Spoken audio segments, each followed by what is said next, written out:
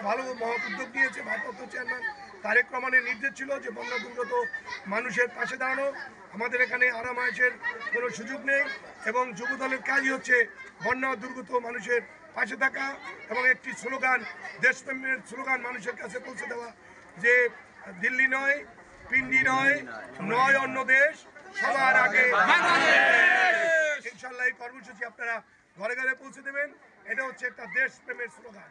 এটাই হচ্ছে জাতীয়তাবাদের শহীদ রাষ্ট্রপতি জিয়াউর রহমান, মাওলানা হামিদ খান ভাসানী, সর্বশেষ এই জেনারেশন নেতা ভারপ্রাপ্ত চেয়ারম্যান তারেক রহমানের স্লোগান। এই স্লোগান আমরা ঘরে ঘরে পৌঁছে দেব।